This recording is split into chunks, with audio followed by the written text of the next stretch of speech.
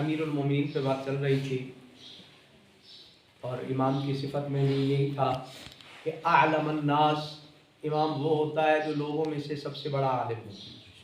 اور قرآن نے بھی اسی بات سے اتفاق کیا اور فرمایا وَلَقَدِ اخْتَرْنَاهُمْ عَلَىٰ عِلْمٍ عَلَى الْعَالَمِينَ، ہم نے زمانے میں جسے بھی پسند فرمایا تو علم کی بنیاد پہ پسند فرمایا.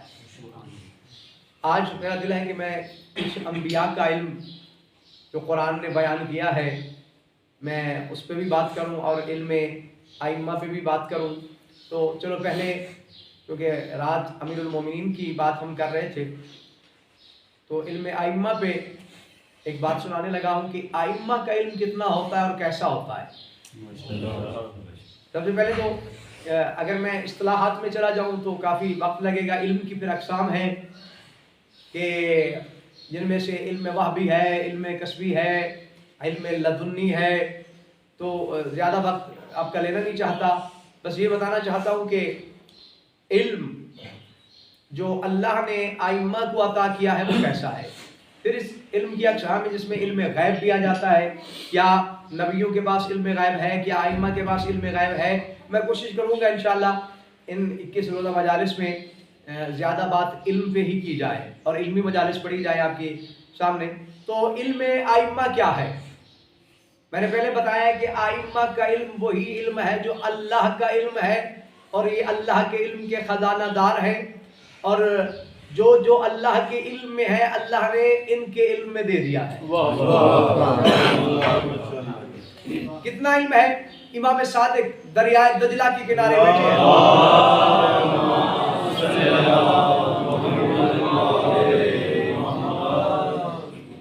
تو ایک صحابی بھی میرے مولا کے ساتھ بیٹھا ہے اور دریائے دجلہ بڑی روانی کے ساتھ بہہ رہا ہے اور وہ دیکھ کے کہتے ہیں کہ سرکار کتنی عظیم ذات ہے خداوند متعال کی کہ جو ان لہروں کا علم اور اس دریا کے پانی کا وزن جانتی ہے.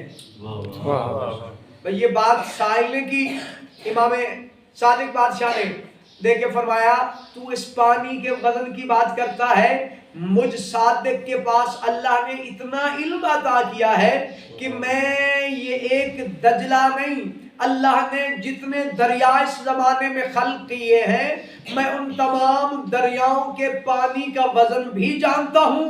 اگر ان پانی کا وزن چلوؤں کے ساتھ کیا جائے تو ان چلوؤں کی تعداد کو بھی جانتا ہوں.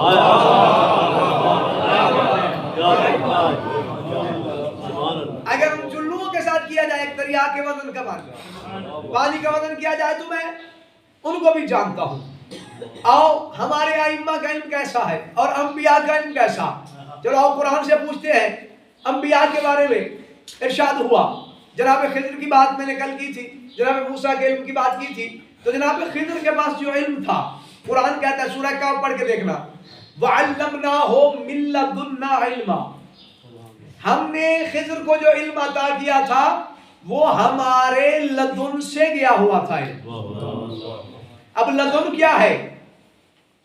تین چیزیں ہوتی ہیں، یہ پیمانہ قرب کو ماپنے کے لیے بیان کی جاتی ہے اور لغت عرب میں تقریباً 3 ہی اقسام ہے قرب کی، جسے اندیت بھی کہا جاتا ہے، جسے لدن بھی کہا جاتا ہے، اور جس طرح ہمارے نبی کی بھی دعا ہے سورہ اسراء میں کہ وَجْعَلْ لِي مِن لَّدُنْكَ سُلْطَانًا نَصِيرًا، پروردگار مجھے وہ ناصر عطا فرما جو تیرے لدن میں رہتا ہے.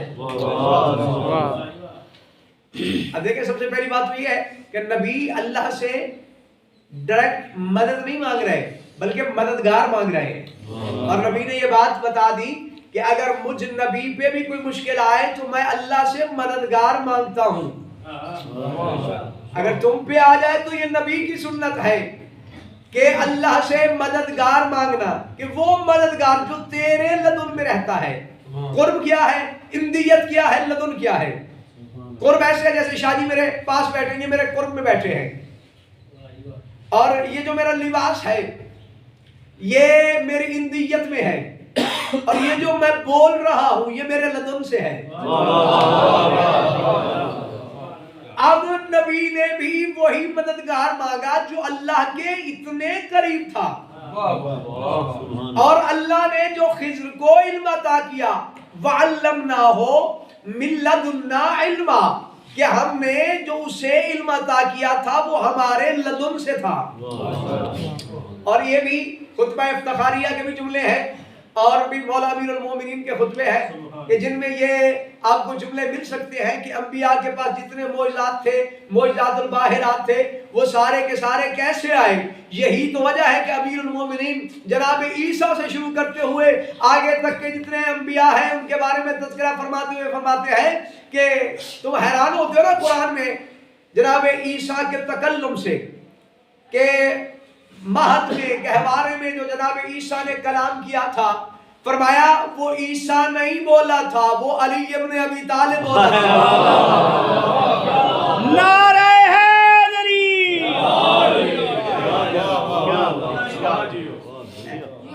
یہ علم جو اللہ نے علی کو عطا کیا، خضر کے پاس جو علم آیا لدن سے آیا، اور جناب داؤد کے پاس وَعَلَّمْنَاهُ صَنْعَةَ لَبُوسٍ لَكُمْ، قرآن کہتا ہے کہ ہم نے لباس سازی کا علم عطا کیا تھا کسے؟ جناب داؤد کو۔ کیا کرتے تھے جناب داؤد؟ اور ایک بڑی مہم علمی بات سنانے لگا ہوں۔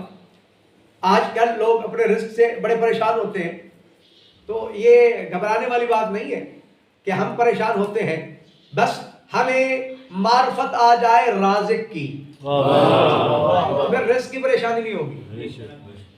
اللہ کیا فرما رہا ہے؟ ہم نے داؤد کو علم عطا کیا صنعۃ لبوس لکم، لباس بنانے کا۔ زرہ بناتے تھے، کیسے بناتے تھے؟ لوہے کو موم، تو اللہ نے پہلے یہ معجزہ عطا کیا تھا، اور یہ منبر گواہ ہے، اور میں روزے سے آپ سے خطاب کر رہا ہوں کہ میں نے یہ الفاظ پڑھے ہیں کہ جناب داؤد جب لوہے کو موم کرتے تھے تو علی کا نام لیتے تھے۔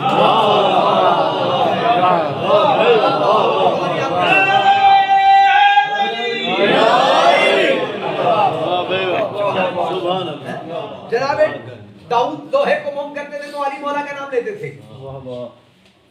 اللہ نے جو علم عطا کیا زرہ سازی کا، لباس بناتے تھے، لوہے کو بس موم کرنا، ایسے ایسے کر کے ایک لمحے سے پہلے زرہ بن جاتی تھی۔ ایک دن ایک بندہ جناب داؤد کے پاس زرہ لینے کے لیے آیا، اس نے کہا حضور آپ سے پہلے میں نے بہت ساری زرہ خریدی ہیں، تو آج میرے پاس پیسے تھوڑے ہیں لیکن میں نے زرہ زیادہ لے لی۔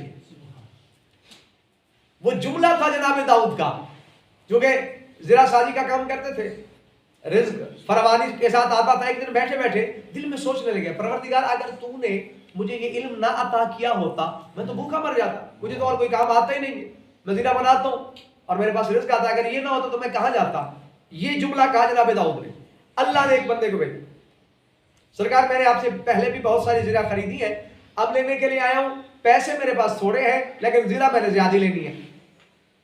مثلا پہلے 100 روپے کی ایک دیا کرتے تھے زرہ، اس نے کہا جی آج میں 100 کی 2 لے جاؤں گا، دے سکتے ہیں؟ میں دے سکتا ہوں۔ دل میں سوچا میرا کتنا زور لگنا ہے، بس لوہے کو موم کرنا ہے اور آنے واحد سے پہلے زرہ تیار ہو جائے گی۔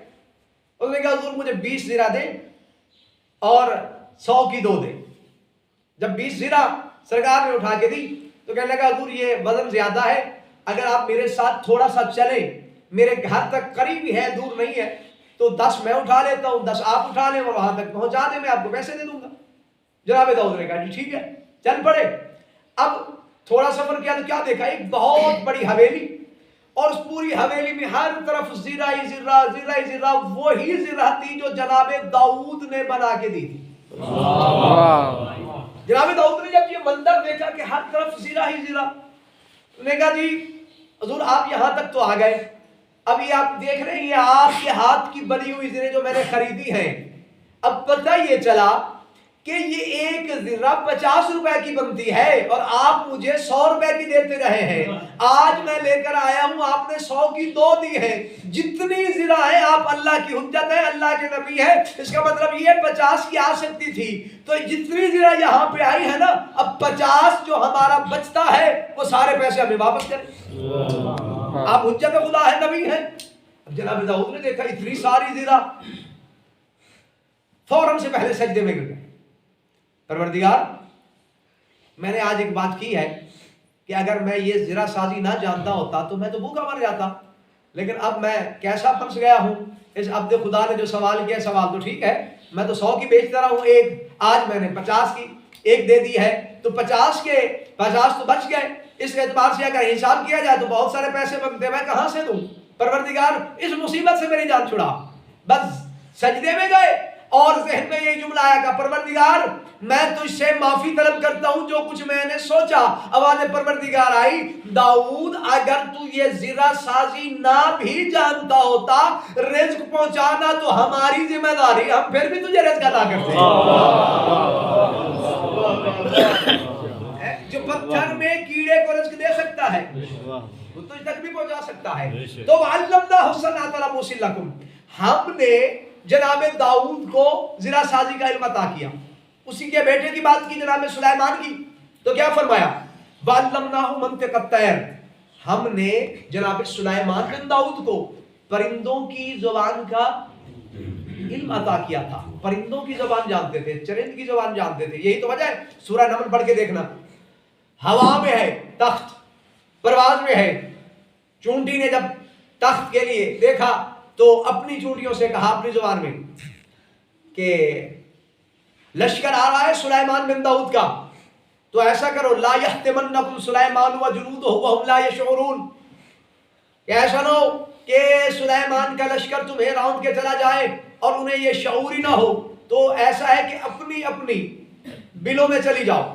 بس یہ بات کی، ہوا میں تھا نبی، فرمایا فلاں کی پوتی، فلاں کی نواسی، فلاں کی بیٹی، فلاں چونٹی میرے حاضر ہو جائے.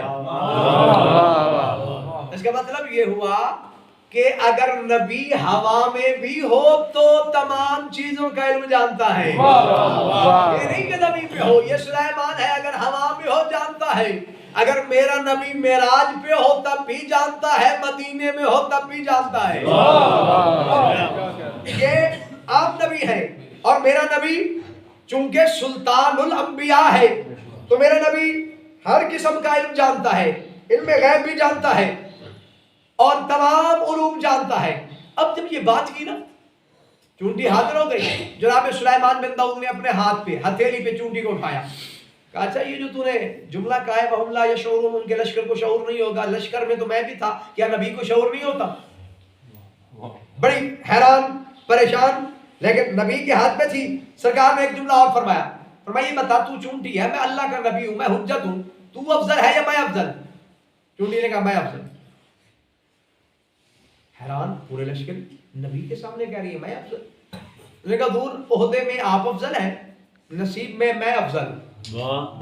جناب سلیمان نے کہا وہ کیسے؟ کہنے لگے حضور یہ نصیب کی بات ہے، آپ کو تخت اٹھا کے بیٹھا ہے، مجھے آپ اٹھا کے بیٹھے ہیں.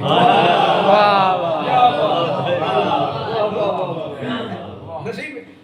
تو پتہ چلا کہ نبیوں کے پاس علم منطق الطائر، پرندوں کا، چرندوں کا، چونٹیوں کا علم. اچھا وادی النمل کی ایک روایت مجھے یاد آ گئی ہے جو عنوان سے جڑے ہوئے ہیں، علم امیر المومنین کی بات کرنے لگا ہوں. اچھا اب لشکر سلیمان وادی النمل سے گزرے تو چونٹی کہتی ہے اپنے اپنے بلوں میں چلی جاؤ کہ لشکر آ رہا ہے تمہیں روند کے چلا جائے گا. جناب عمار یاسر سے روایت ہے، وہ کہتے ہیں میں علی مولا کے ساتھ تھا اور ہمارا گزر وادی النمل سے ہوا. وادی النمل سے جہاں پہ چونٹیوں کی وادی تھی، کہتے ہیں میں نے سنا ان کانوں سے کہ جب امیر المومنین وادی النمل سے گزرنے لگے تو کسی چونٹی نے بآواز بلند یہ بات کی کہ وجہ اللہ کا گزر ہونے لگا ہے، جس نے وجہ اللہ کی زیارت کرنی ہو بلوں سے باہر آ جائے. نعرہ حیدری.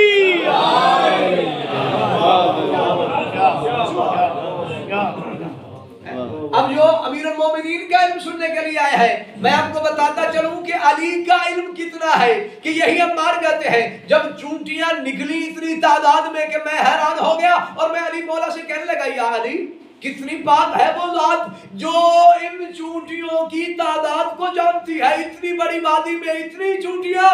اس وقت امیر المومنین نے عمار یاسر کے کاندھے پہ ہاتھ رکھ کے فرمایا واللہ انی اعلم من ذکرھا و انثاھا. اور تو ان کی تعداد کی بات کرتا ہے, علی یہ بھی جانتا ہے ان میں نر کتنی ہے.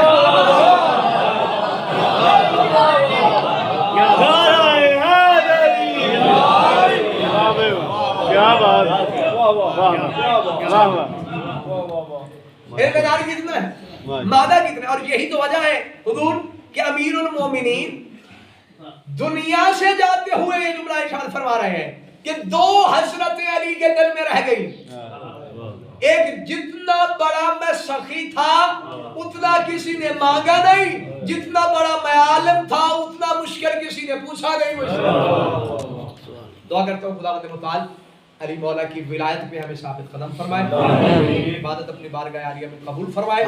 مجلس کی تکمیل کے لیے صلوات پڑھیں. اللہم صلی علی محمد و آلہ